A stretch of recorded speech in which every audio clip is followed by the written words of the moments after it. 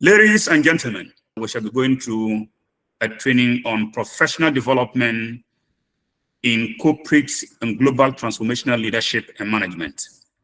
In my rounds around the country as a public speaker, a trainer, and a consultant, sometimes I meet over 5,000 people in an auditorium, and I want to ask the question, who think or knows he or she is a leader? Mostly it takes between 30 minutes to 35 minutes for someone among the audience of over 5,000 to even reluctantly raise up their hand to say or acknowledge that he or she is a leader. At first, when I encountered this, I pondered over this for almost 3 weeks. Why must it take a human person between 30 minutes to 45 minutes to decide or acknowledge as to whether he or she is a leader or not? We shall find out why these things, why everyone, most of the people that we encounter in life are afraid to show up and acknowledge that they are leaders. The reluctance in seeing people raising up their hands to acknowledge that they are leaders is a proof of the extent to which our mentality about leadership has been destroyed by society, our culture, and even our own education system. To the extent that a lot of people think that when they talk about leadership, it has to do with some superhuman beings from above who must descend onto this earth surface unknown by anybody, who appears in a very probably gorgeous or abnormal manner, declaring himself a leader. And that is why we have leadership crisis in our country, in our continent, and in the world at large.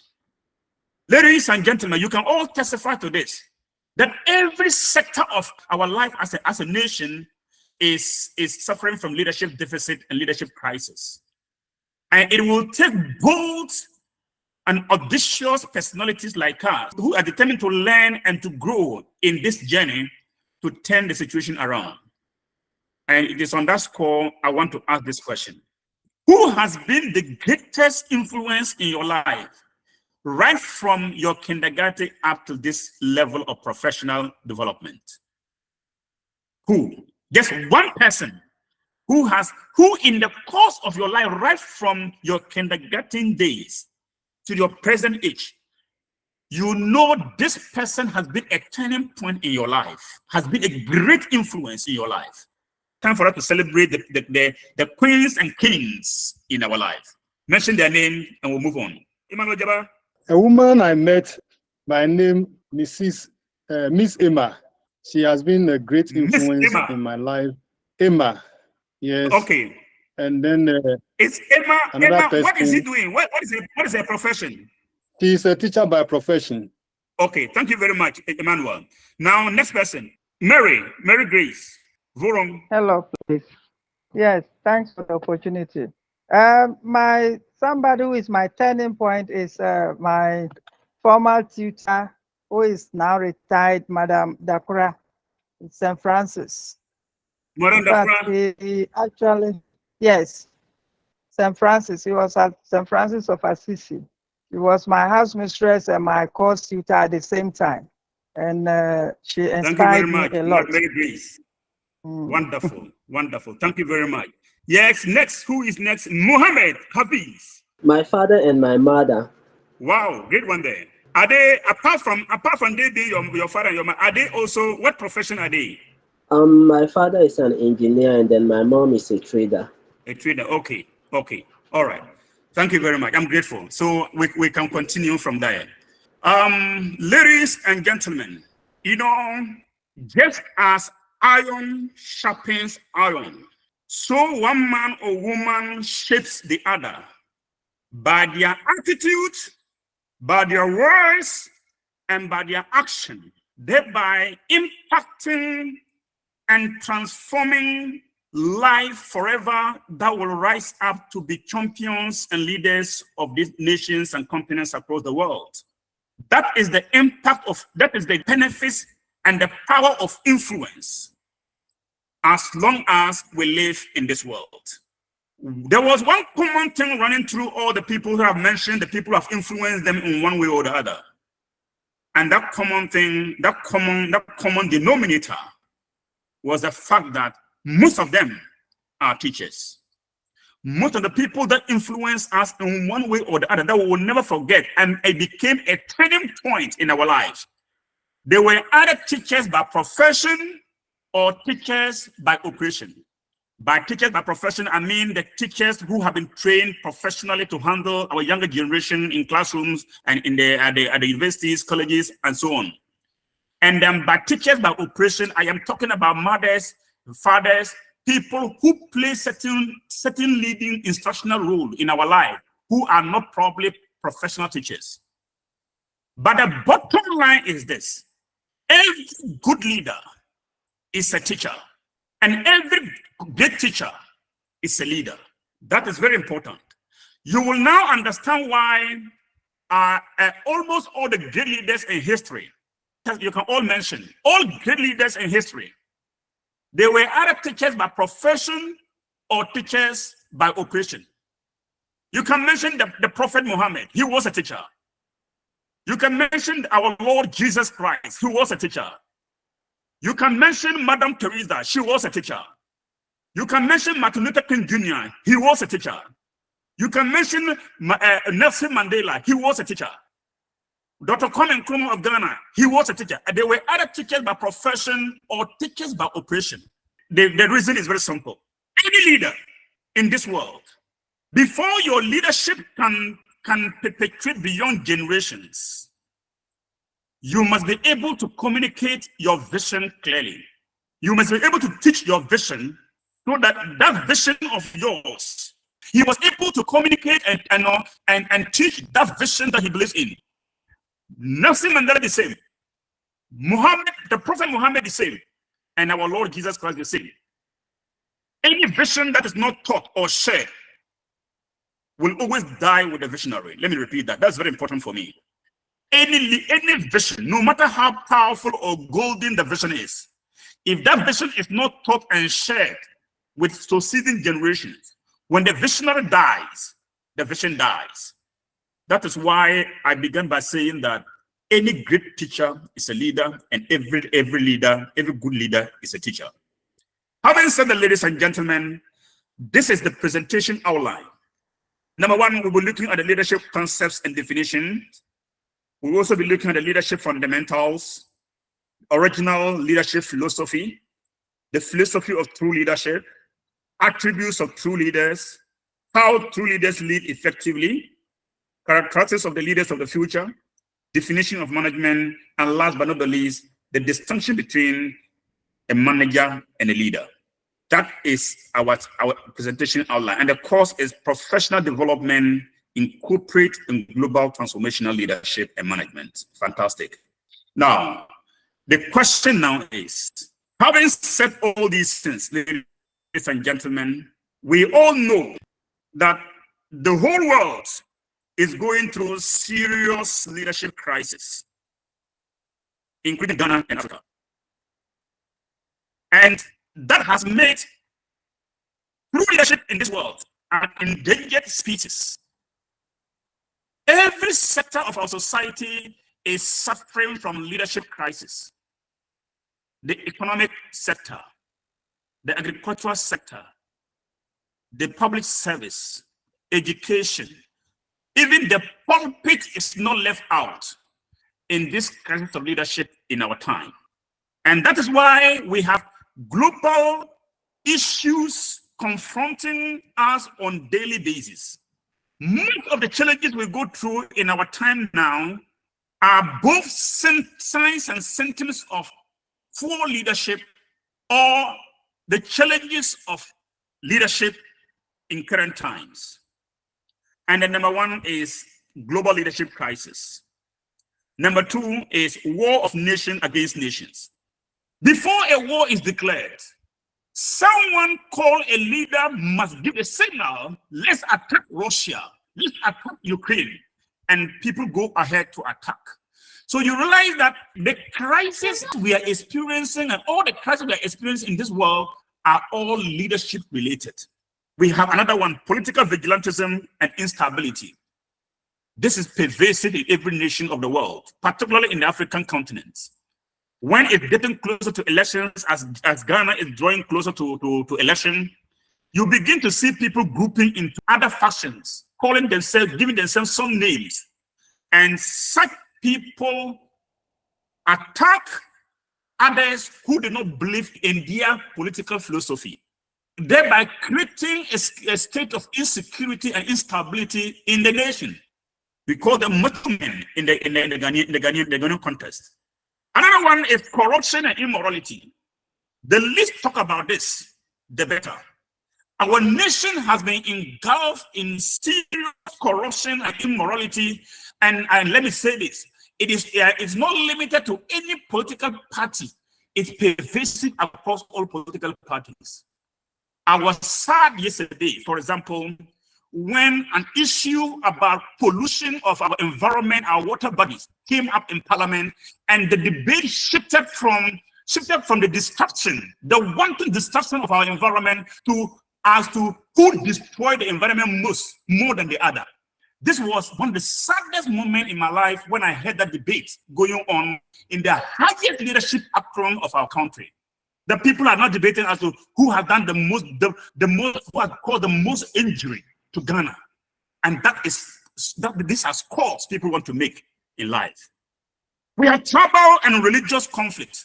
These days, you will see churches are pagans, mosques are attacked, Muslims are killed, Christians are destroyed just because of differences in religious beliefs.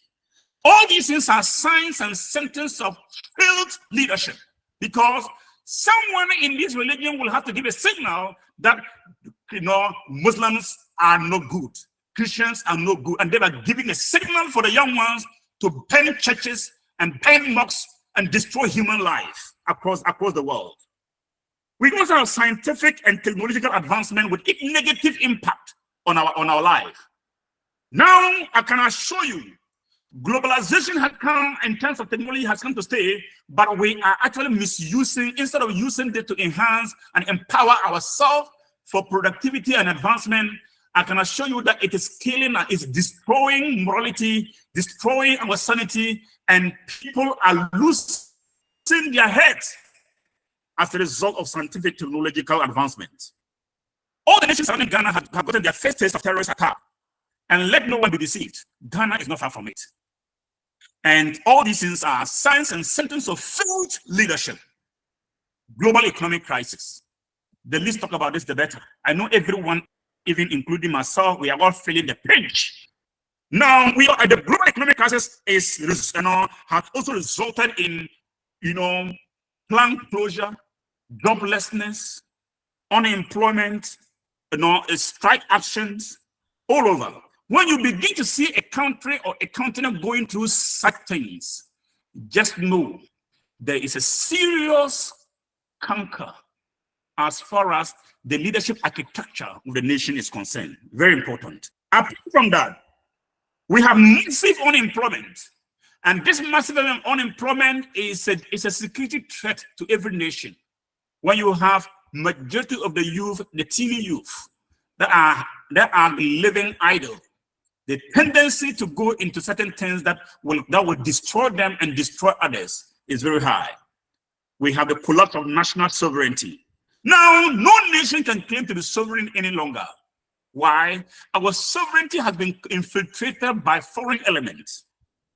And there cannot be any national sovereignty when we go out all the time with a begging bowl, seeking assistance from different nations who will give us conditionalities that affect our morality, and yet we are compelled to swallow all that just because we want to live.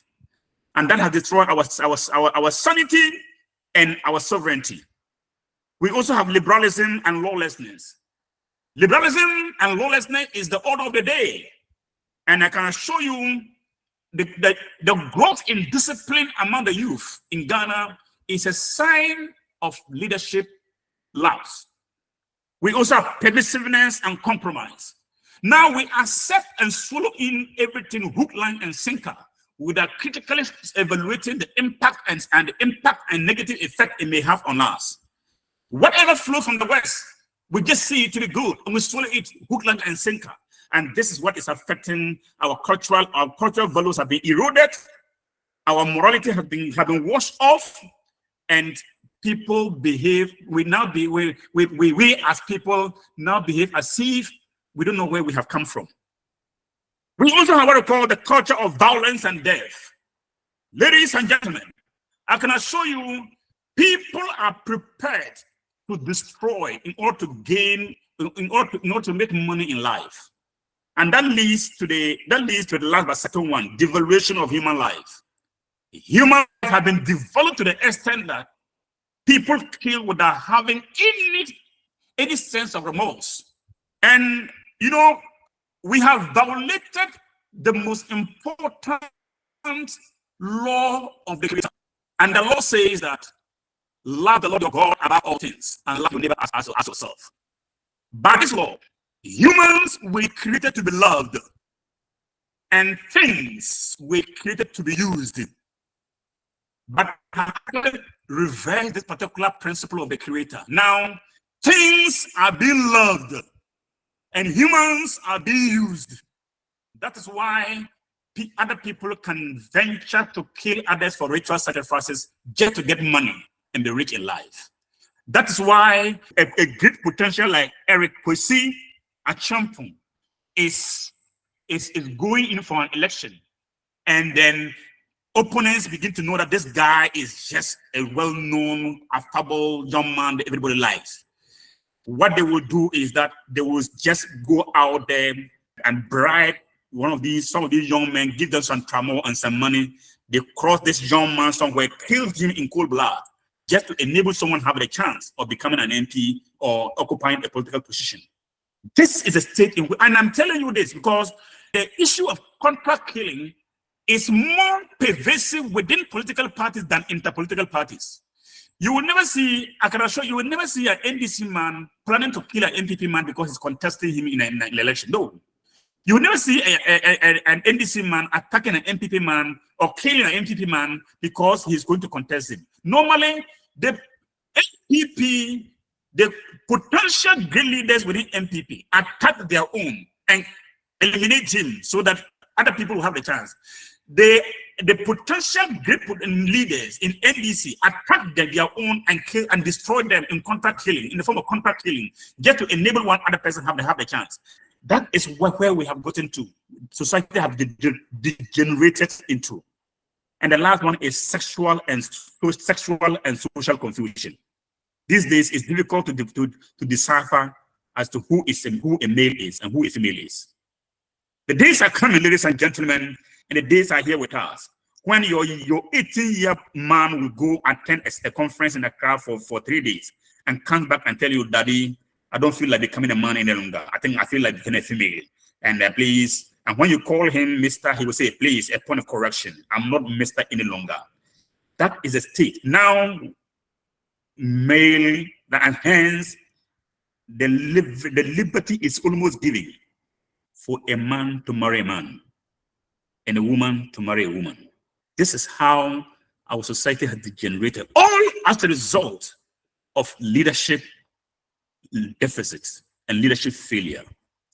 Now, based on these challenges that have confronted our modern society, do we throw our hands in despair and said, oh wow, these challenges are so enormous.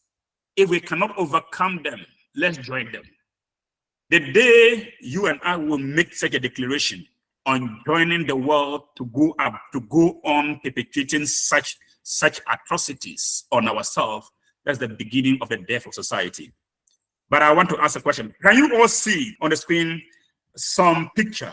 I want to three people to tell me what they have seen on this particular screen before I proceed. Yes, first hand.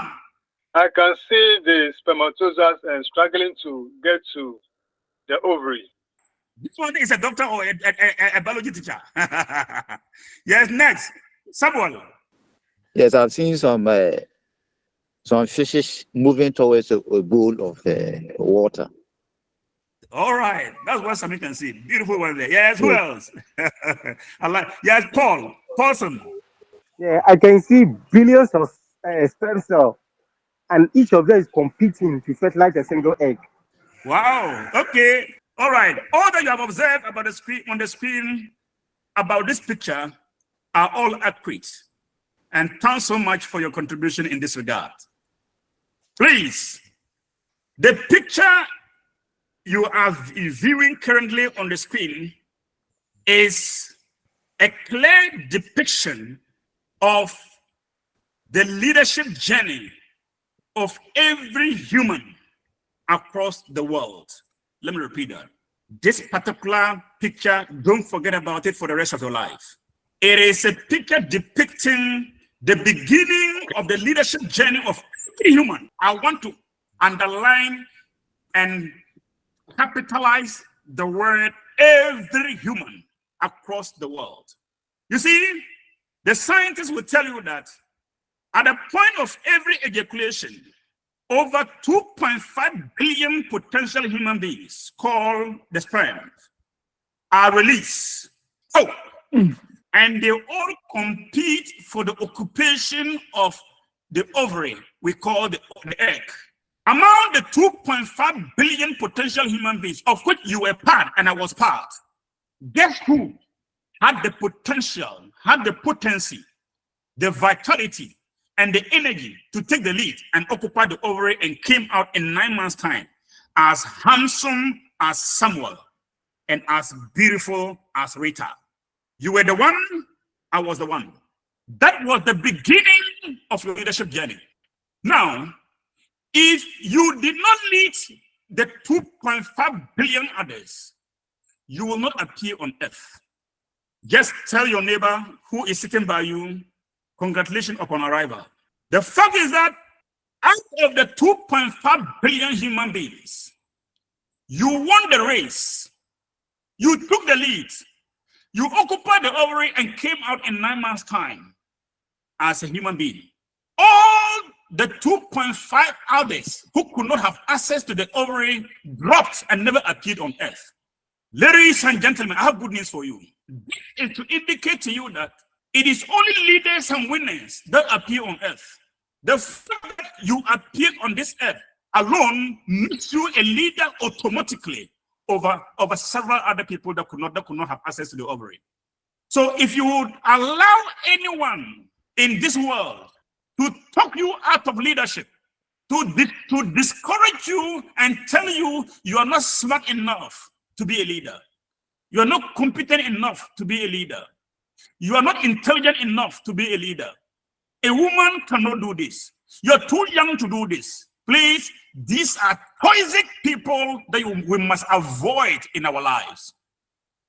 They are actually attacking the most important principle and vision in our lives.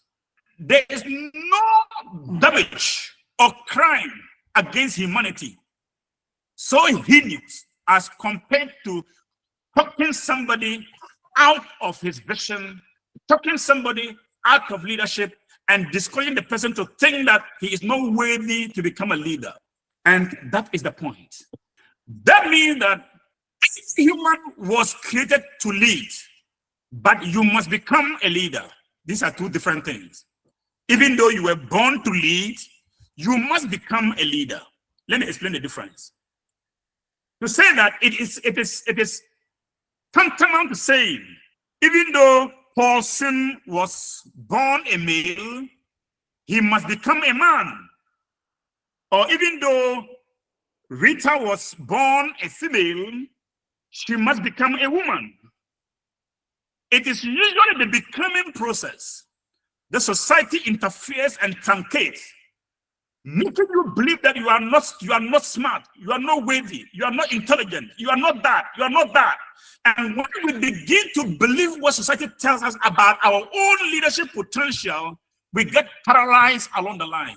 Our passion diminishes, and we begin to coil back into our shell and begin to contain ourselves into averageness and mediocrity.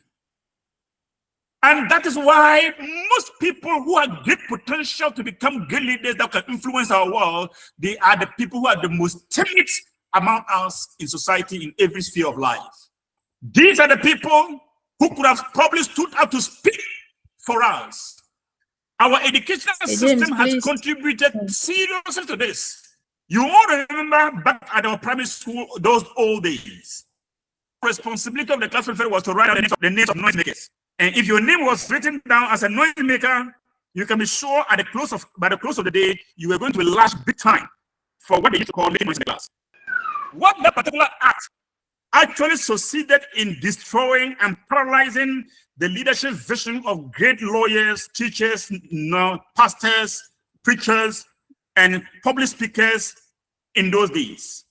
We all know one single most important quality of a leader is the ability to communicate and communicate eloquently.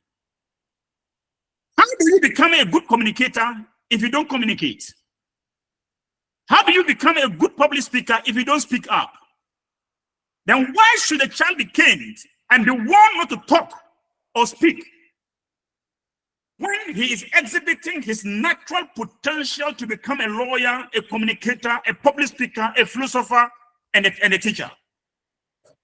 So we started killing the leadership vision of such children from the beginning. And the child grows up to become timid. He cannot speak in public.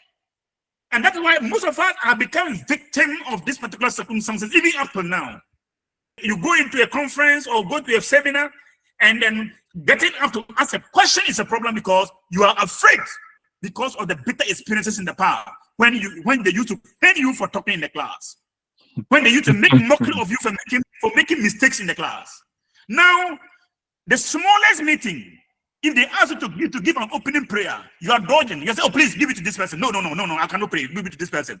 The smallest meeting, give vote of tongue, you are running away from it because you are afraid to speak in public. And that has affected you up to now.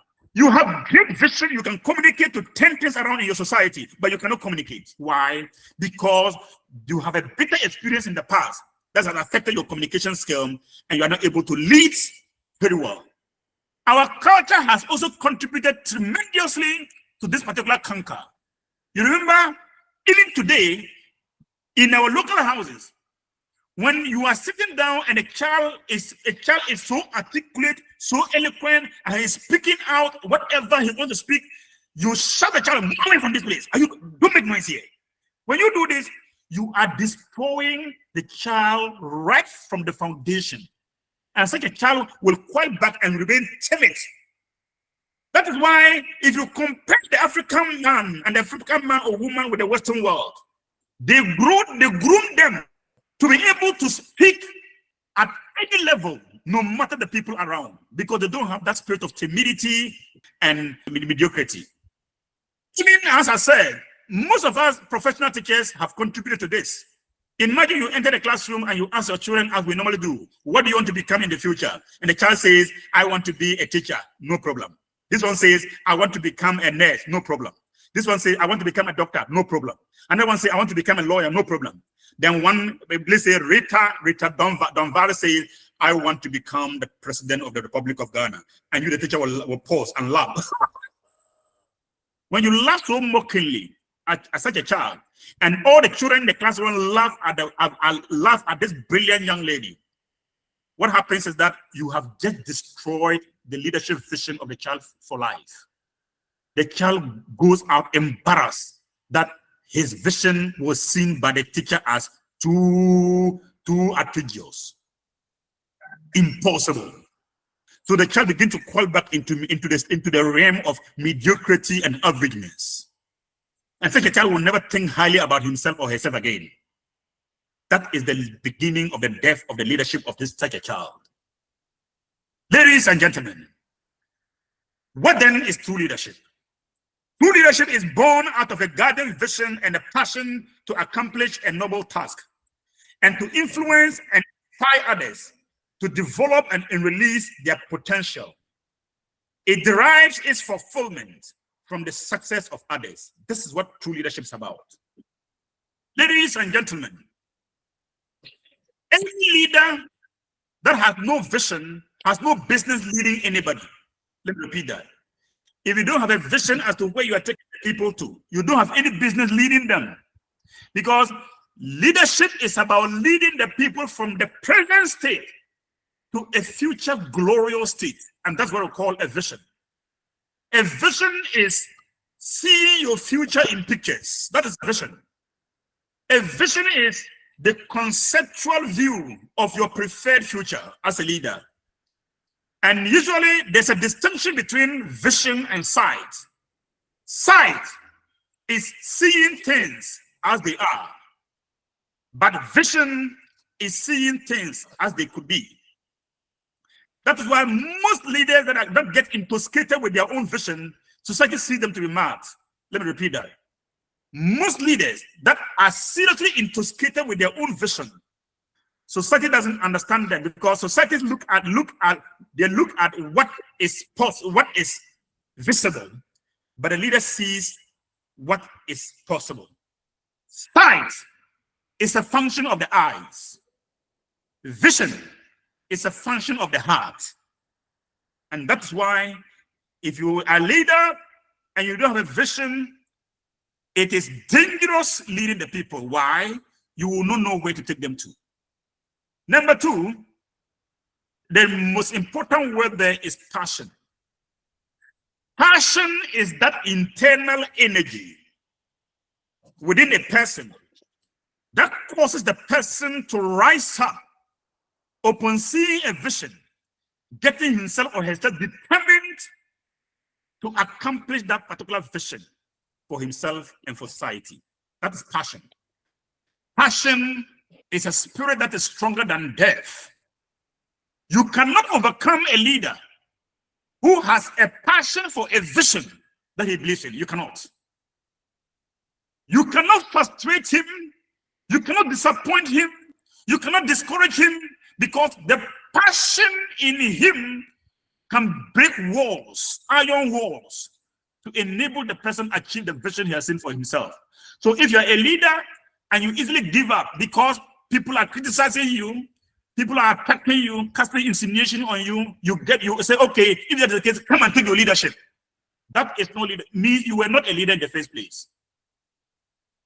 A leader who believes in his vision is ready to face every opposition and atrocities in life in order to realize the vision in life. Very important. And the next one is inspiration.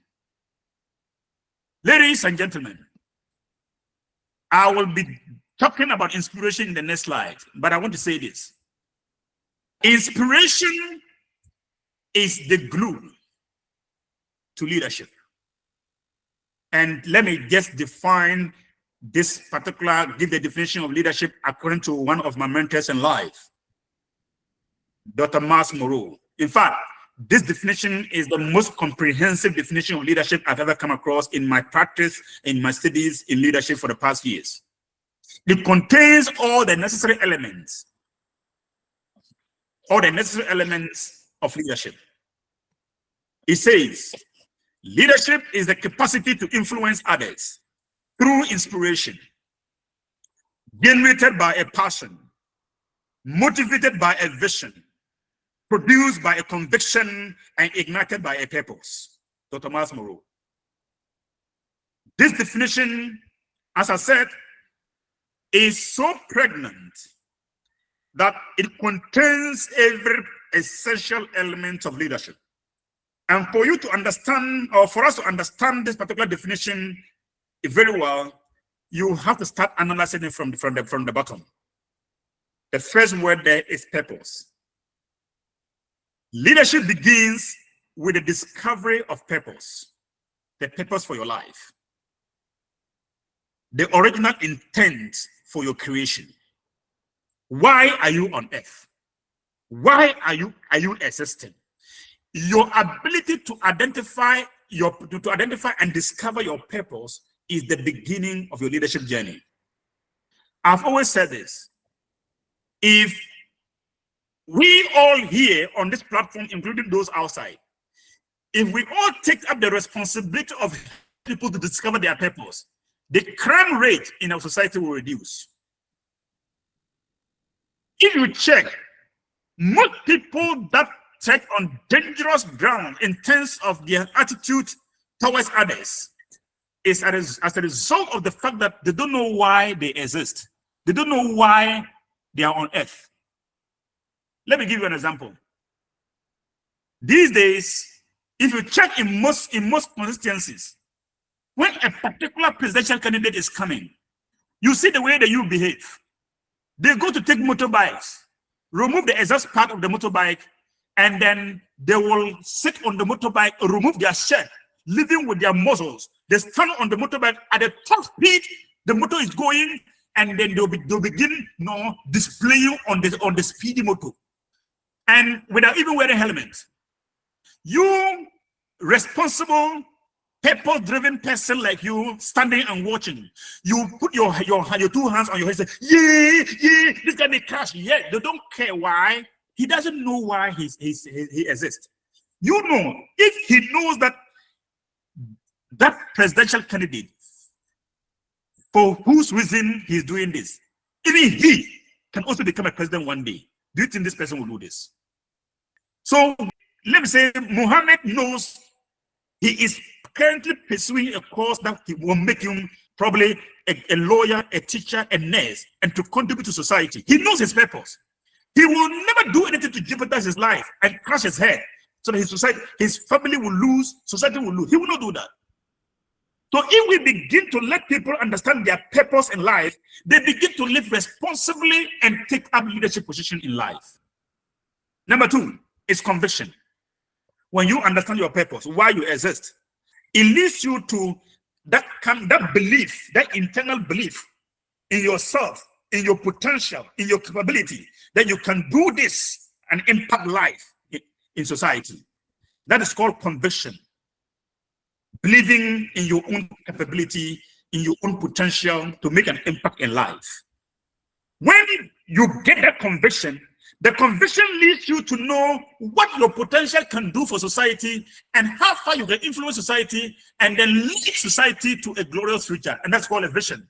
So you begin to see the impact of your potential and your contribution in society in the form of a vision as to your contribution. When you begin to see that, you get aroused with passion. There's that internal energy in you that causes you to begin to persevere and endure in every respect of life to enable you to realize the vision that you have seen for yourself. And when you get so committed and dedicated to realizing your vision in life, people begin to admire you for your commitment, your dedication, your resilience, and that admiration is called inspiration. People begin to get inspired by your way of life. And when people begin to get inspired by your way of life, they want to associate themselves with you. They want to hear you.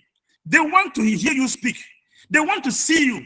And whatever you tell them, they believe. They want to buy into your vision and your values, your principles. That is called inspiration. And when people are inspired by your way of life, whatever you tell them, they will do. And that's what we call influence.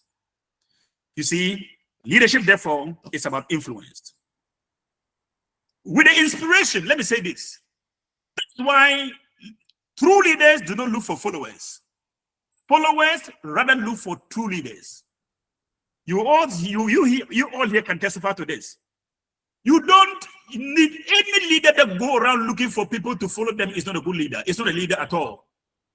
Live your life in a manner that inspires the generation. They want to be part and parcel of your vision.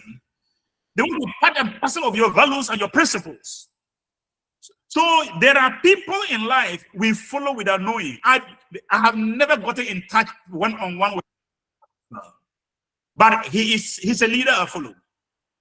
I have never gotten in touch with Nelson Mandela. I don't even know him face to face, but he's someone I follow. I have never gotten in touch with Dr. Mars Moreau, but yet he is dead and gone, yet his principles and values are still alive. That is leadership. Leadership is about inspiration. If the aroma of your inspiration dries up as a leader, you have lost it all. You've lost it. So when we see people, forcing others to bow down before them, it's called manipulation. It's not leadership. It's manipulation. Who then is a leader? Leaders are ordinary people who accept or are placed under extraordinary circumstances that bring forth their latent potential, producing a character that inspires the confidence and trust of others. Leaders are not God from heaven. They are the people that live with us. But when they are presented with certain extraordinary circumstances or event in their life, they take up the responsibility, and their leadership potential is brought to bear. And we begin to admire them. Say, wow, I never knew you could do this. I never knew he could do this. And that is what leadership is about. Now, I also want us to understand this. What we mean by leadership fundamentals. Leadership comes down to two fundamentals. Number one, who you are and how you think is what makes you a leader. I want to repeat this. Who you are and how you think is what makes you a leader. Leadership is mentality plus ability. Let me repeat. Mentality plus ability is equal to leadership. If you think you are not good, you are not good. If you think you are not competent, you are not competent. If you think you cannot lead, you will not be able to lead. If you think you are not smart, you are not actually smart. If you think you are not, you are not competent, you are not. It is your mental picture that creates your physical future as a leader. Let me repeat that. It is your mental picture about yourself that creates your physical future. You remember, that is why if you are elected a leader and you look around the people that you are supposed to lead, and you begin to see some of them PhD holders, masters holders, and you begin to tell yourself, hey, how can I lead these people? Masters holders and PhD holders in this group. Oh, me, I can't lead. Oh, you have just thrown away the opportunity to lead, and you will not be able to lead. Why? Because of your mindset. That's one thing I like about the lions. The lion has a mentality that is different from all other animals, and only the lion, the king of the jungle. You all know, when it comes to the animal kingdom, the lion is not the strongest animal in the kingdom. The lion is not the smartest animal. It's not the fastest. It's not the biggest. It's not the most powerful. But the lion is the king of the jungle because of the mentality of the lion, the mental attitude of the lion. The lion has a mental attitude that says, I am the king of this forest. No animal in this kingdom can conquer me. In fact, all animals in the kingdom are food for me. With this mindset, the lion goes about with a superior, competent mindset. So when it sees any animal in the forest, it considers it as something it can turn into a meal. And that is ingrained and that is settled. To the extent that when the lion even sees an elephant, which is supposed to be bigger, stronger, and more powerful than the lion, the lion doesn't see a big threat. He sees a big food. So when the lion sees an elephant, it goes down and says, oh, wow, what a big meat, too big to miss. Then it goes down and trying to calculate and see how it can reduce this huge animal into a meal. That mindset makes it superior to the elephant. The elephant, on the other hand, when it sees the lion, it begins to shake. It goes, hey, look at the attacker. Look at the one that chops and that kills other animals. Oh, am I going to survive this at all? And because of that mentality, all the strength and hugeness of the elephant gets frozen. And the elephant begins to run, and the lion jumps upon it, tear the throat, and reduce it to a meal. Ladies and gentlemen, You must approach every venture of your life with the lion mentality. If they pick you today as the regional minister of your region, go in your capacity with that mindset of telling the people they don't know the person they have yet elected. I'm going to prove that this is a competent individual that has been loitering, that has been walking about on the street ordinarily like any other person. If you don't have that mindset, you will not be able to lead anyone. I can assure you this. If you're going, the next time you're going in for that particular interview or promotion exams or whatever, if you tell yourself, hey, last year I went and I failed, last 2 years I went and I failed, then this one I know I'm going to fail. You just fail flat. You fail because your mind says you that you are a perpetual failure.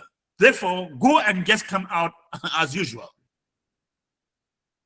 So that's why your mindset, if you are against, look, leadership is not that. This makes clearly the distinction between the academics of leadership and true leadership.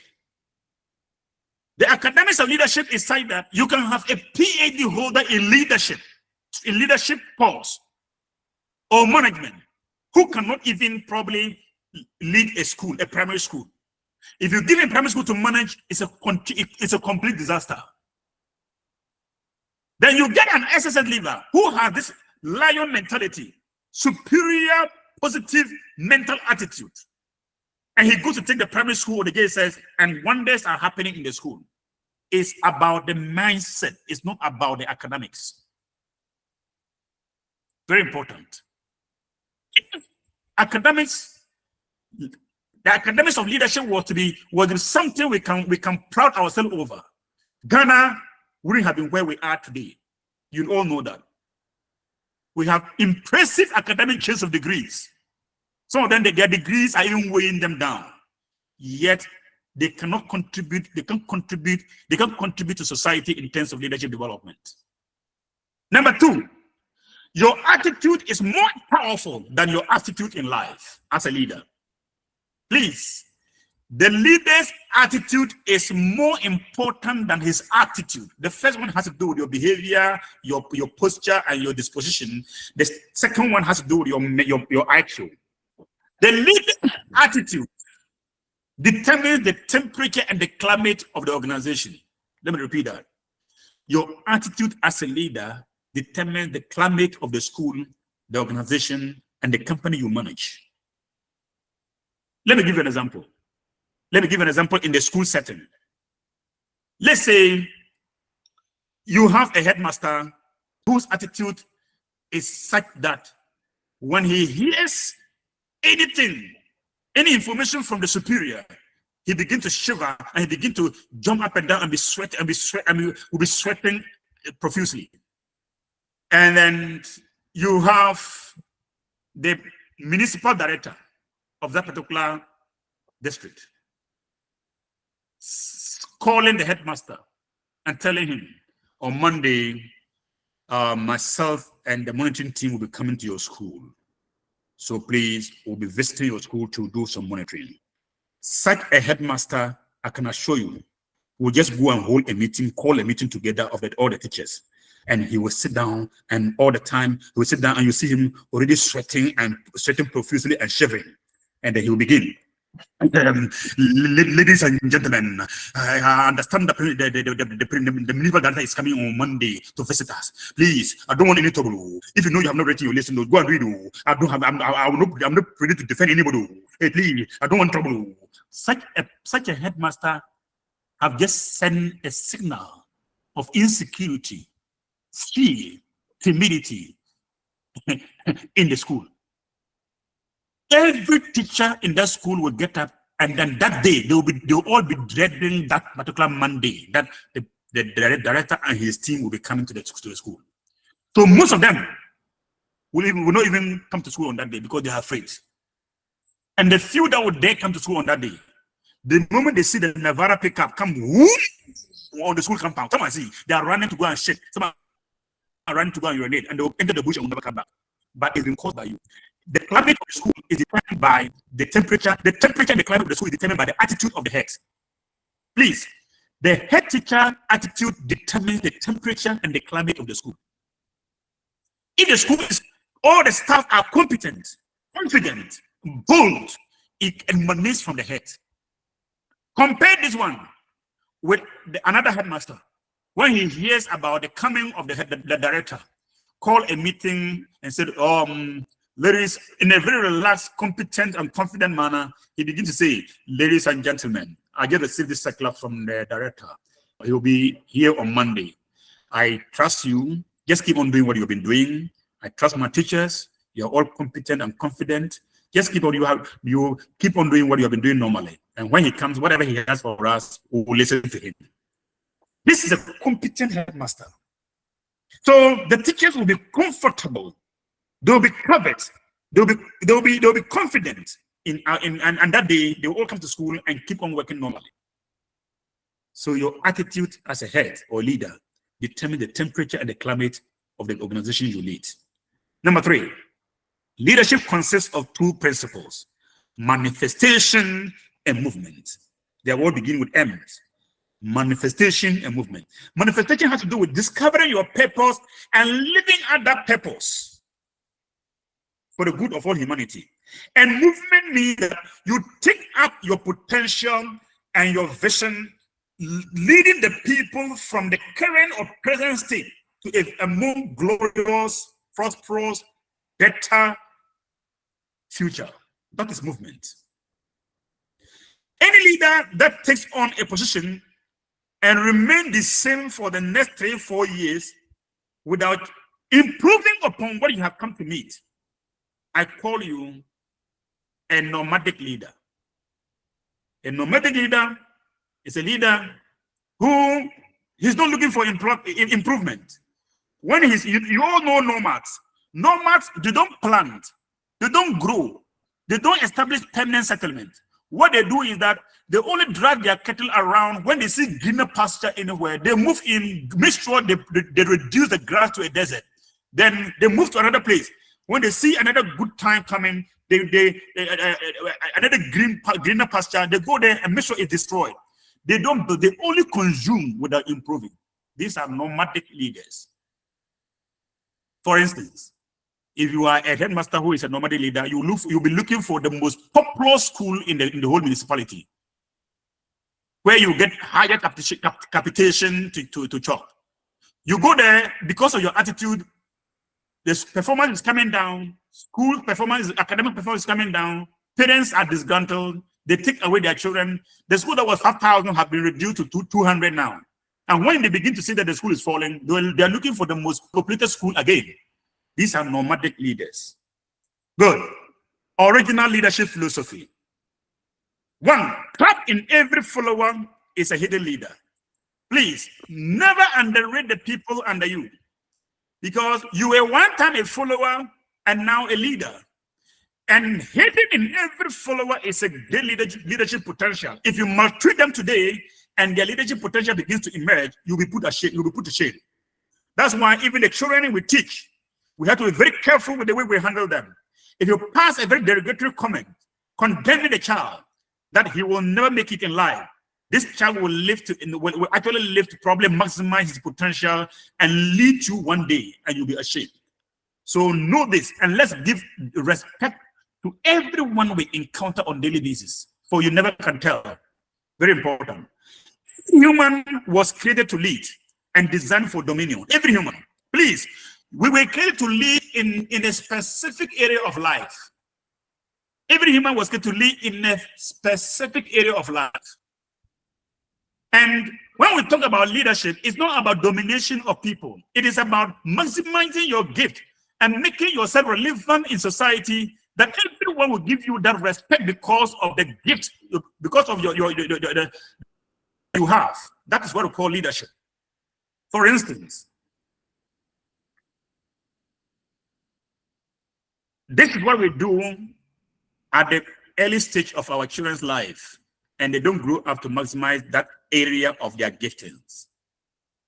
Let's say Joseph is a child, go to school, very good in English, all the time he has been blowing the English paper 9900, 9900. Then you have never, as a parent, congratulated this child and praise the child for being such a powerful guy, and you begin to tell him with English you can be a lawyer, with English you can be a journalist, with English you can be a teacher. You begin to let the child see this see the prospect of being a guru and so talented in English. You will never say this. Then one day he brought a math paper, and then he scores 39. You take him and compare Joseph's mathematics with Enoch mathematics. Enoch is a math guru. No matter what you do, you can't beat him. He's been getting 100 and 100, but he's not also so good in English. Then when you compare Joseph's mathematics with Enoch's mathematics, you are destroying and killing the leadership vision of Joseph in English. It will affect his English performance because you will make him feel stupid, make him feel a non-entity, and that will affect even his naturally talented area in life. That's why the Western world people, the people in the West, are doing better than us. Why? They are able to identify the potential of their children at a very tender age. And they begin to groom them, encourage them, motivate them, inspire them. And the child grows up with that gift very fast. You know, a tree on the mountain does not suffer to attain height. If you are a tree on the mountain, it means you have a natural talent in an area that you are so good. Then when you learn small, it propels you very fast. And that is why you can hear from people doing, in the Western world, people become professors in geometry. Geometry is just a topic in mathematics. Someone only learn about geometry and become a professor. He becomes a leader. In the whole world, when they talk about geometry, he appears as a leader of geometry. But for us, we want to be jack of all trades. And then we have never mastered in any of them. Then the next one is leadership potential. You were born to lead, but you must become a leader. I've already explained this. True leadership is self-manifestation. I've explained this. The purpose of true leadership is the production of leaders. Next slide. Now, the philosophy of true leaders. True leadership is not finding something to live for, but something to die for. If you check all the great leaders in the world, they were all willing to die for something. You can talk about the Prophet Muhammad. He was willing to die for the Islamic faith. You talk about Nelson Mandela. He was willing to die for the liberation of the South Africans. You talk about Martin Luther King Jr. He was willing to die for the civil rights of blacks in America. You talk about our Lord Jesus Christ. He actually died. He died for the salvation of humanity. Every leader is willing to die for something. Every true leader. What are your convictions? What are your principles that you say, I will never violate this principle? I will never engage in corruption no more in my office. I will not be part of it.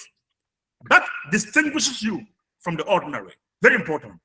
True leadership is finding a human cause worth sacrificing yourself for. True leadership is discovering the problem you were born to solve. The 6 necessary attributes of true leaders. Number 1, believe in yourself. Believe in your own capability. Believe you can do it. Trust your own spirit. Number 2, passion for the job. You must have passion for whatever assignment that you have been entrusted with. And that passion makes you, have the resilience, the bouncing back effect, the commitment, the dedication, and the consistency to persevere against. Then we have love for the people. No leader can lead if you don't love the people you are leading. And if you pretend to love them, they'll find out. People do not care how much you know, or they know how much you care about them. So most of our politicians these days who pretend to love us, when it is time for elections, we get to find out that after election you call them, you will not get them. But around this time, if you call any of them, within the first 1 minute, they pick the call and say, hello, where are you? But after election, you won't get them. When you pretend to love them, they will find out. Ladies and gentlemen, all religions proclaim love as a universal law. So as a leader, you must demonstrate that love for the people you lead, or else you will be a hanging leader. Number 4, capacity for aloneness. Every leader must devote some time in your life. I can say 45 minutes in your life every day, that you would have to call back and go to a solitary place where you have to sit down and reflect upon your life, reflect upon your relationship with your creator, and get inspiration from above to lead the people. If you want to grow as a leader or a manager in every organization, you must have quiet time as a principle in your life. Very important. A time of recollection, a time of rededication and recommitment to your creator. Very important. I call it quiet time. Some people, you can have it in the morning before prayers or after prayers. You can have it in the evening or in the afternoon. You look for a very serene environment to have this, but at least 45 minutes. Anyone who consistently embark upon this journey of meditation, you will reduce hypertension in your life by 50%. Most of the pressures we go through in life are just things we keep on worrying ourselves about that do not even have any impact at all in our life journey. Talking about the school fees, the food, the clothing, the cars, the phones, the television. These things they come to choke us, preventing us from getting the latitude to reconnect with our creator, to do the most important things in life. And know this, the most important things in life are not things. Let me repeat that. The most important things in life are not things. As a human, your value in life is not measured by your valuables. It's measured by your impact on others. Very important. Then we have a satisfaction from the success of others. Every leader is happy to see the people you are leading doing better than you. If you are a teacher and then you are envious of a student performing better than you, excelling and coming out to become a lawyer when you are not a lawyer, a president when you are not a president, your joy should be that this is my handiwork. This is my contribution. And every leader must work yourself into irrelevance. If you're a leader, you must work yourself in the manner that in your absence, nobody will be able to tell the difference between your absence and your presence in the other job place. Because you have already groomed and empowered others to perform even better than you. That your presence doesn't really matter any longer. That is leadership. And the last one, a commitment to the betterment of humanity. Every leader is committed to the betterment of humanity. Next slide. How true leaders lead effectively? They lead effectively by creating a culture that brings people together in love, in unity, and towards a particular noble vision. And 2, they are builders. They build, they animate, they mentor others to become great leaders. 3, they maintain and sustain a culture that is empowering enough for others to grow. And they are change agents. Every leader, the moment you land in an organization or a department or a school or an enterprise, people must see the distinction between your presence and your absence straight away. You must always know you must leave every organization better than you met it. Very important. That must be an important principle. That's why if you see an organization crippling or enterprise or business crippling to the ground, they bring in a revolutionary, proactive leader. He comes in within the shortest possible time. He's able to revolutionize the whole organization and turning things around. And people who were timid, who were dormant, become vibrant, aggressive achievers in that organization. That is what leadership is about. Change agents. They become catalysts for empowerment, catalysts for improvement, and catalysts for productivity. Now we have the developer. Every leader is supposed to develop a leader. So we are in the business of reproduction of leaders as leaders. Very important. So you ask yourself, most of our leaders today, what are they doing? How many people have they mentored that they can comfortably replace them and excel even better than them? That should be your goal as a leader. A leader is like a candle. you burn yourself out as light for others. So the longer you stay, the smaller you become, like a candle. But the brighter the light you give out. That is a leader. Now, 5 characteristics of the leaders of the future.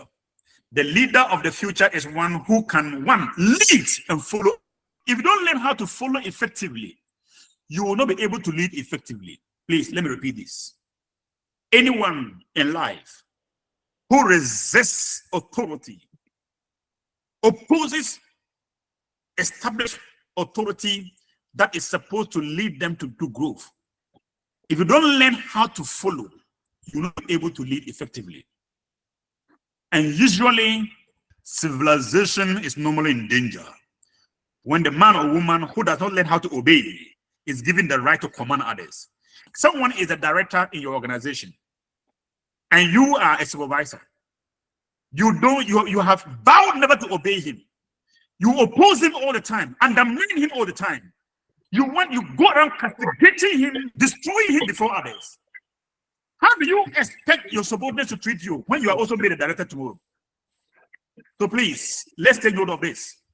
All those who think probably by virtue of your social standing, your economic standing, it doesn't really matter. When they pick up a child from among you as a leader, you submit yourself to the child and then let the child, give the child to lead you based on the vision he has carved out for the organization. Very important. And we, the leaders too, we must also learn how to become followers. It's not all the time you must always be leading. Even if you are the director, the manager, the leader, it's not all the time you must be in the leading position. Why am I saying this? Every organization has departments. Let's say if it's an organization that has a marketing department, operations department, have a sales department. You have a sales expert in your organization. Let him lead, and you will also follow. When it comes to IT, for example, my director IT, when it comes to IT, I take a follower status, and Semike, George Nichiga, leads us the way forward when it comes to ICT. I will not say because I am the director, I must be blocking chances for people to maximize their potential in an area they have the expertise. When you begin to do that, you are not only sabotaging productivity and progress, you are also stifling the growth and leadership development of your people, the people under you. And that's serious. Number 2, you must be central and marginal at the same time. Every leader must learn to be central and marginal. What do I mean by this? Being central means that you are the one in charge of the overall activities of the organization. So as a leader, you can learn best practices from other leaders and come and implement them in your organization to grow. That's okay. But being at the center also means that you take responsibility for whatever happens in the organization. You are at the center. But you must also be at the periphery or the margins of the organization. Let your ears, your eyes, and your mind be at the margins. Don't only concentrate on the people around your immediate subordinates, the deputy director, the marketing manager, the operations manager, and then to the neglect of the watchman, the cleaners. In as much as you relate with your immediate subordinates, go down and relate in a similar manner with the cleaner, the driver, the gatekeeper. Because if you don't do this, you create a vacuum that will serve as a pit in which you will be buried as a leader. Let me give you an example. Every parent here, we all know sometimes when your wife tells you, I love you with all my heart, and sometimes it's true, sometimes it's not true. When your husband tells you, oh, you are the only one in my heart. In fact, you are my pancreas and you are my heart, you are my liver. Sometimes it's true, sometimes it's not true. And usually, we say these things in order to maintain some certain amount of positive temperature and climate in the house. But we know truly that is not always the case. For you to test to know the genuineness, the love your husband has for you, you can do this. Consult or the love you have, your attitude towards your husband, consult your children. How do we do that? Just pick your smallest girl, 5-year girl out, you alone with her. Go to some place, a very nice place, buy her some malt and then some kebabs, and then you sit down and ask, so how do you see my relationship with your dad? This child, 5-year child, will look into your face, eyeball to eyeball, and tell you, Mommy, you are doing very well. Oh, hey, Mommy, you prepare food for us, you take her to school. Hey, Mommy, you're doing very well, pa. But Mommy, the way you normally speak to Daddy, you don't show respect. And when you do that, Daddy is not always happy. When you do that, Daddy will go into the room and be lying down on the pillow and be weeping on the pillow. Hey, they're giving it to you raw. The child is giving it to you raw. When you consult the periphery, you get information that you will never get from the center. So the child, 5-year child will look into your face and tell you what you have been doing wrong, and it's causing your husband not to come home early because you become such a terrible fire on the roof. The child, the husband is prefer to stay out and come straight drunk somehow and sleep so that he forgets about the noise and the nagging and all that. Now the small girl has told you your attitude towards your husband is so disrespectful, and that's why your husband is behaving the way he's behaving. So if you change your attitude, you will have a very harmonious relationship with your husband, and there'll be peace, joy, and harmony in the family. So all women here, take your children out and call the younger one to interrogate about your attitude towards your husband, and they will tell you raw information. Now, the men, also take your younger boy out, 5-year boy, take him out and then refresh him, you alone sitting somewhere. So how do you see my relationship with your mom for the past 5 years? This boy will look into your face and tell you, hey, daddy, you are doing well, pal. Hey, daddy, you buy clothes for us during Ramadan, during Christmas, Easter. Oh, daddy, you are doing very well, pal. Daddy, thank you for the basket you bought for me the other time. But daddy, the bomb is coming. The way you normally go out and come at 2 o'clock, mommy is not happy about that. Sometimes when you come around that time, mommy will go into the kitchen and be weeping. You see, hey, they're giving it to you. You see, you didn't know your nocturnal activities is emotionally draining and killing and paralyzing your wife to the extent that she's suffering from hypertension. You didn't even know normally when you come in the night like that around 2 o'clock, she will get up from the bed, do as if she's going to the kitchen and stand in the kitchen and be weeping. You didn't know. And she will come back, clean the tears, and come and touch you and say, oh, sweetie, you're welcome. You think she loves you. You think you are doing well. Please change your attitude. Report to the house at 6 o'clock and stay with the family. And then once you have received this from the child, change your attitude and there'll be joy, peace in the family. I know there are politicians on this platform. And please, all the politicians, I'm giving you free consultancy services. In case you are appointed as the municipal chief executive of your area, don't rush to go and settle on that seat. If you rush, you will get rushes. The moment your name is mentioned by the president as the chief executive officer of the municipality, please, you will see a lot of people calling to congratulate you. Big men are coming with the gold sheep and other guinea fowls and all that. Please accept them, but they will begin to give you a piece of advice. Yes, listen to them, but I want you to do this. A week to your confirmation, or a week after your name has been mentioned, around 2 o'clock p.m., no, 2 o'clock a.m., I say a.m. in the night, get up, take a bicycle or walk to the assembly where you are going to be the head. You will see an old man lying down there. They call him the security officer or the watchman.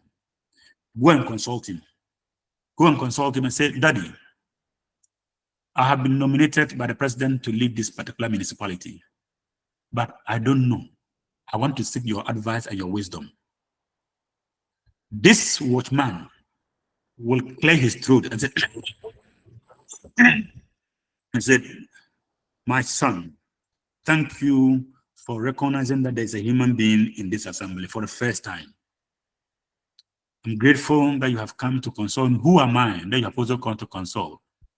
But I will tell you what I have. Number one, don't sit on that seat until you change the seat. After changing the seat in the office, in the table, After cleaning the table, get religious men and women to come and pray for you in the office. Look under the table. A hole has been dug there, and some pot has been buried. Let them remove it before, and let the place be consecrated and blessed before you enter. And when you finally get settled, please don't discriminate. Don't discriminate against party A or B, man or woman, poor or rich, small or big. Receive everyone with love. And when you keep on doing this, God is going to bless you. You see, this old man will give you such an information that will not only save your life, but save your administration. No wonder your predecessors came within 3 months, in an accident, he's gone. This one come, stroke. 3 months, stroke. He's sitting on wheelchair because he rushed to go and sit on that seat and he has gotten stroke. You see, the old man has been living there for 45 years and he knows the in and out. He has seen one MC in, one MC out for 45 years. So, and he is offering you this harmless advice that will not save, that will not only save your life, but save your administration. Both political and secular leaders must take care of these 5 people in your life. You must be very careful the way you handle them. Number 1, your wife. Be careful the way you handle your wife. If you are a leader, a politician, because you have been reached that level, you begin to underrate your wife and begin to maltreat her. You don't listen to her. In fact, she will see your death coming. But you will not even believe her. You will not even give her the chance to even talk to you because you are now looking at other more beautiful ladies out there. That is number 1. Number 2, you must be careful the way you treat your driver. If you maltreat your driver and treat him like a dog, he will see your death coming and he will allow you to come and pass.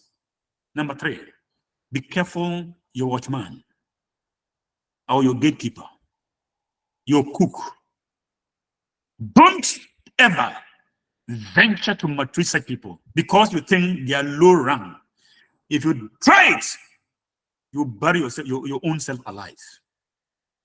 A lot of leaders have made such a great mistake in their life, and they are languishing. Some are paralyzed now. Some are dead and gone, and others are going through serious challenges in their lives. So be careful. Number 3, you must be hierarchically above and below at the same time. Look, you must consult the top and consult the lower rank people. There's nothing wrong with you as a director. You go to work, leave all those people in their big offices and go to sit down with the watchmen. When they're eating granules, also pick the granules and eat some and say, oh, where did you buy it? It's sweet, or where did you buy it? They say, oh, here. You give them some 50 to go and buy the granules. By the time the granules come, you are gone. Or they're eating cakes.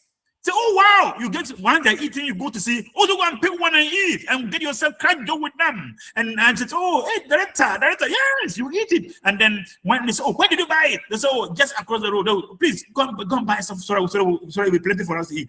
Then they'll go, by the time they come back, you are gone and they'll eat.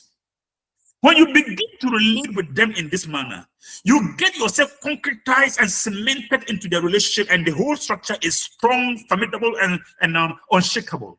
When they hear anybody planning to attack you, either spiritually or physically, you'll be the first person they will do attack because they cannot afford to miss you. Very important. You must be individualistic and a team player. There must be time you have to withdraw. There must be time you will be seen alone because the vision that you have seen for the organization, nobody sees that. So it's your responsibility to gather the people, align them to the vision, and then so that you move as a team. For the time being, you'll be alone. You'll be individualistic. You're the only one that has seen the vision. You need to actually convince them, communicate the vision clearly so that everyone will buy into the vision so you can flow together. Very important. Then you must be a perpetual learner. Ladies and gentlemen, in this era of globalization and information technology, if you are not informed, you are deformed. Let me repeat that. If you are not informed, you are deformed. Each leader that stops learning will start dying. A leader is a reader, and every reader is a leader.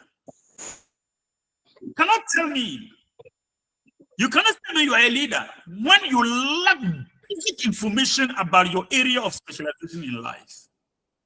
It's unpardonable. And your value as a leader is measured by your knowledge and competence. And please never arrogate to yourself that you know so much that you don't need to learn from anybody. No. I learn some of the things that I go around in my consultancy services and training and public speaking and then giving related stories that inspire a lot of people. I learn them from children. I learn them from old men and women. I learn all the time. Every interactive moment in my life is a learning moment for me. And you must constantly read. Every leader, you must constantly develop the habit of self-development. Very important. When people begin to doubt your knowledge and your competence, your aroma of inspiration will dry up. And when your aroma of inspiration dries up, you have lost your leadership. Very important. Next slide. Now, I want to ask the lady to look at this, what management is.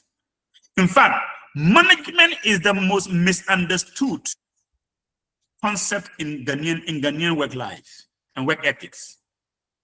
Because of this gross misunderstanding, gross misinterpretation, and gross misrepresentation of management, people occupy offices and they tend to become, to drain the office rather than improving the offices. Let me see this definition. Management is the effective, efficient, correct, timely use of another person's resources or property for the purpose of which they were delegated, with the view of producing the expected added value back to the person. This definition presupposes 3 or 4 things.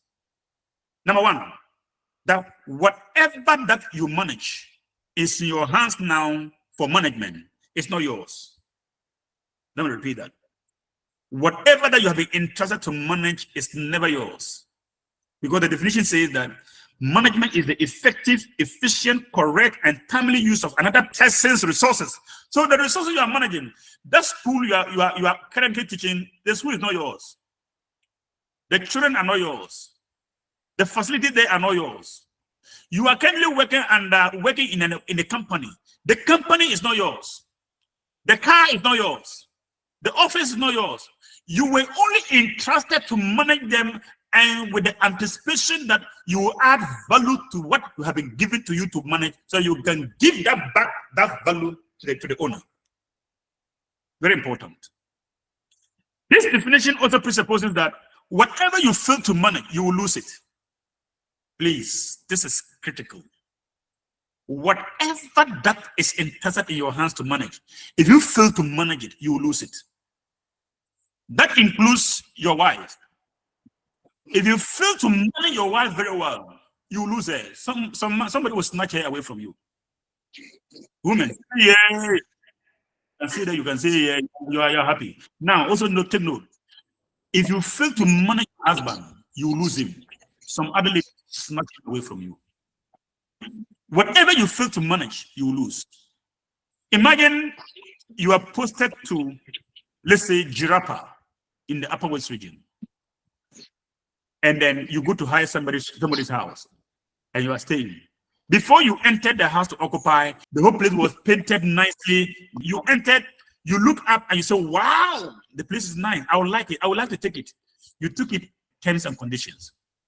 And now you have been occupying that particular room. The door hinge is removed. And anytime at all you open the door, you hear some sound. And then just use 50 cents to go and buy a hinge and say, that's not my house. After all, it's not my house. This mentality is killing a lot of Ghanaians. It's not my house. You are not taking good care of the house. You are not sweeping. You don't clean it. The landlord will come and eject you because you have been given something to manage and you are not managing it well. He will eject you right now. A lot of people are occupying government bungalows, even free of charge. They don't pay. Yet the things are peeled off. buy a new, get one sheet to come and replace. No, they will not. After all, it's not my house. After all, it's government house. It's government property. Because it's government property, we maltreat it and handle it anyhow. This is what we are talking about. And when that happens and authorities begin to realize that they can take away the house from you. The same thing applies to most of us that are working in the public sector, particularly in the schools. We go to school anytime at all we want, and you can't do that in the private school. Why? If you do that, they'll suck you. But because this one is government, after all, it's government work. This mentality of, after all, is government property, is government work, is affecting productivity in the public sector in Ghana. Please, we must blame ourselves also for the economic woes of Ghana. We mustn't only blame the politicians. Our attitude towards our work is terrible. It's not bringing productivity. And that is poor leadership. And it comes from the mindset that we have. Very terrible mindset. We must have the mindset that whatever I get to, I must leave that particular organization or department better than I met it. That is the principle. Now, I want to conclude with the distinction between leaders and managers. What you see on the screen are not the distinction, but they're the elements that will help us be distinguished between the two. Number one, direction. In terms of direction, managers would like to always go the existing route. What they have come to meet, where they are facing is where they are facing. As it was in the beginning, it's now and ever shall be. But leaders will always change. They will take a new route. They will take a new road based on creativity, innovation. Every day, leaders always go in for a new road, because when they see that the existing road is not producing the desired result, they take a new road. So leaders are normally people who cut out new routes that will lead the people to a greater and better future. In terms of rules, managers will always make the rules. They will make the rules and impose the rules upon their subordinates. Leaders will normally break the rules. They will break the rules and extend the frontiers of the rule based on innovation, creativity, and based on the current exigencies. So managers make the rules, leaders will break the rules and extend the frontiers of the rules, because some of the rules have become obsolete. Some of them are not more applicable, and they are not bringing productivity. So leaders will always break these rules and then extend the frontiers of the rules. Number three, culture. Managers maintain the culture, but leaders will shape the culture. They will shape it. They will shape it, taking into consideration what is happening now and what they can do to make adjustment for the future. Because of that, they're shaping the culture. Number four, in terms of conflict. Managers will never try to avoid conflict by all means. Most managers in offices, the moment they say something and somebody challenges their idea, they are not comfortable. They're looking for ways and means of expelling you. They want to chase you away. They say you are a bad guy. They say you are too naughty. They say you are too arrogant. That's what managers will do. But leaders will not. Leaders will use the conflict because they believe that there's no movement without friction in life. It's the friction that sometimes produces the movement. So leaders want to be challenged. When they say something, you come out and challenge them. They want to listen to your view and see how they can actually align and come out with a better, well-informed decision. They're not afraid of conflict. They like conflict and they invite conflict. In terms of credit, managers will always want to take the credit. Whatever happens in the class, in the school or in the organization, the manager headmaster will take it.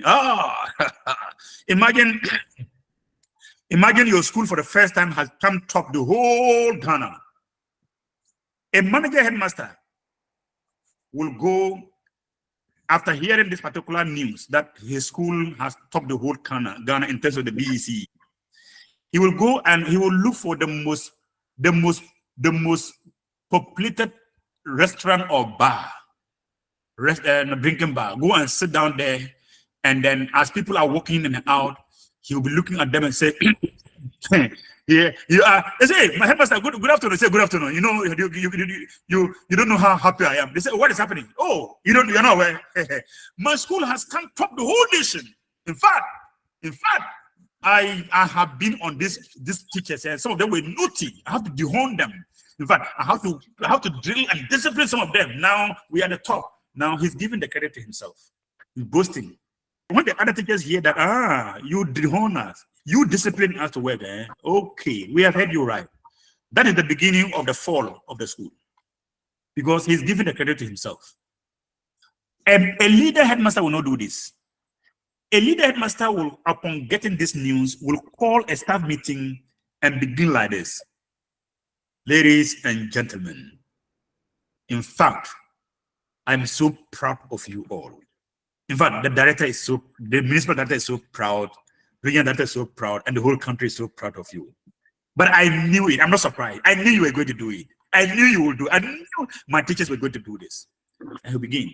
You have come, the whole country, our school has come top in the BEC. And he will say, congratulations to all of you. I'm so proud of you. No, he says you. He's giving the credit out to the teachers. He will even go to the extent of calling them individually. Mohammed Hafiz, you are teaching mathematics. In fact, I'm so excited. For the first time in the history of the region, we have 100% mathematics. All the children passing mathematics. Hafiz, congratulations. He will mention Joseph Mapa. Oh, you are teaching English. The director was just saying it. That for the first time, we have children getting one in English. Now he's distilling and going down to the individual teachers, giving the credit to them. When you do this as a headmaster, please, for the rest of your life, go and sleep. The teachers will work so hard to maintain the standard they know they have set for themselves. But if you take the credit and you tell them that, and the way some of the teachers were stubborn, I have to work hard on them. Some of them have to persuade them. And now you were working hard. We are not working hard. So usually leaders do not take it. They give the credit out to their followers. They give the credit out. And they rather take blame. When something happens in the school that is terrible, for example, if a teacher makes a mistake, possibly in the school, and the director and his people probably have gotten to hear about that, and they want to descend on the teacher, the head teacher will stand up and say, I am responsible, please. If it is anything, blame me. He will take up the responsibility, the blame, after he has been able to fight to block the teacher from being affected. He will now call the teacher into the office and say, please, and now drill the teacher and speak to the teacher one-on-one. That is leadership. In terms of styles, managers are normally transactional in their approach. Transactional. We call transactional equity. They believe that whatever you give, I work up to this level, you have to give me up to this. Transactional equity. They compare what they give, what they must give out with what they must receive. That's how managers are. So managers normally base their motivation on material things. Leaders don't do that. Leaders are transformational in their approach. They will tell you the vision of the organization and how the impact of that vision would bring the joy, peace, development, and and how it's going to affect positively the life of millions of people. That you are all moved by that particular vision to work, and not material things. You are not more motivated by material monetary gains. In terms of approach, managers normally go in for the details. They are normally particular about the details, but leaders are normally particular about the direction. For instance, if a manager, headmaster, or manager director is asking you to go for a workshop in Accra, they will call you and then give you and tell you you are to leave, take the money, you have to leave on this day.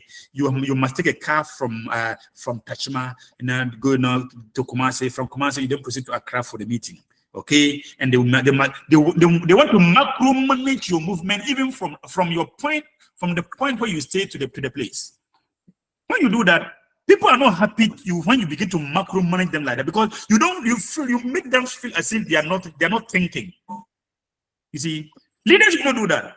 A leader will only give the direction. Please, Mr. Ansan, you are supposed to be in a crowd next week for a workshop. This is your per diem. This is your lesson. See you when you come back with a report. As to how you are going, they are nobody, because they expect you to use your own ingenuity, your own creativity and innovation to see how you get there and come back. And when they do that, they give you the opportunity to also exercise leadership on yourself and be proud of your results and come to report. That's how leadership, that's how you groom and mentor leaders. Very important. In terms of vision, managers will normally tell you the vision. Please, we are telling you this is what they are going. This is the way the organization is going. Leaders will not do that. Leaders will sell the vision to you and get your buy-in. They will sell. One is telling, the other one is selling it to you. You see the difference? In terms of essence, the essence of all this, managers will normally want to maintain the status quo. What they have come to me is what they depend on. They say, please, this is what we have been doing for the past 20 years. Look, we have been doing this. You cannot change us. That's how managers think. They want to maintain the status quo. Whether the status quo is even bringing them down, collapsing the organization, no, this is what we have been doing. You can't change us. But leaders will always change. They're always after change. And last but not the least, in terms of the decision making, managers will always make the decision and impose that decision on their subordinates. But leaders will facilitate the decision-making process. They will facilitate it. They will throw in the idea and then get your buy-in. You all brainstorm to come out with a collective decision that is binding, that is acceptable, that can be owned by everyone in the organization. And when that happens, everyone is willing to contribute, because they all know we arrive at that decision at the collective point, and then we all are responsible for the decision we are making. And that is what we mean by the one. One is actually making the decision and imposing, and the other one is selling the decision or facilitating the decision making process. Ladies and gentlemen, if your life is such that people listen to you, they are inspired by you, they are motivated by you, they are empowered by you, and they begin to get magnetized to you because of the kind of the aroma of inspiration that you give out on daily basis, you are a leader. I therefore want to congratulate all of you for taking this great initiative in embarking upon this leadership journey. Go and let's meet tomorrow. Do all the good you can, in all the ways you can, to all the people you can, at all the time you can, as long as you ever can, in transforming our nation, our continent, and the world. Let's begin to produce the leaders that will rise up to change Ghana, change Africa, and change the world. Thank you for being a change maker. God bless you all. Thank you, Mr. James Ziekye. We are grateful. Wonderful presentation. All right, I'm grateful, and thanks so much for your patience and your endurance. I'm so much inspired by your comportment, your composure, and your cooperation throughout the presentation. Even though we started late, we've gone this far. Please, these are some of the books we have written as an organization, and then they are available. Making it to the top. It's a career garden book. This book will teach you how you can match your potential against your purpose in life, your gifts against your profession, and how you can turn your gift into great business for yourself. This book will also teach you how to write CVs, how to prepare a speech, a whole lot is in this book. I can't mention that. Making it to the top. This one is 45 Ghana series. The teacher, our leader. This particular book, all that I have taught you is I've taken you through this evening, including what other people may come into all in this book. I told you that every great teacher is a leader. Every great leader is a teacher. And this book will take you through a lot of the principles that will make you effective and efficient enough to know at the family, organizational, personal, and the corporate level. Great book. Awesome one. Time management. Good. The School of Time Management, a practical guide to life empowerment, productivity, and personal success. This book, I can't say much. And how I hope one of you might have read it and will probably testify on the platform. It's a book that is actually that's very hot. Even we have run short of the lesson because of the order people have been giving. If you are anywhere and you think you can be an agent, we can supply you and you can also earn something from it. This one is 50 Ghana cedis. This book is 50 Ghana cedis. These are my personal contact. We speak on international, national, regional conventions. If you are organizing any convention of youth empowerment, women empowerment, we do training, public speaking. If you want to be trained as a public speaker, we are opening a school for that, on both online and physical. And then you can contact me. And then you'll be contacting the rest of my team members. We can come around and grace the occasion for you. If you are organizing a retreat, management retreat in every organization, leadership retreat, time and productivity management retreat, customer care, entrepreneurship, business development, we mentor you on your business to enable you put your business in shape so that you can generate multiple streams of income into your life.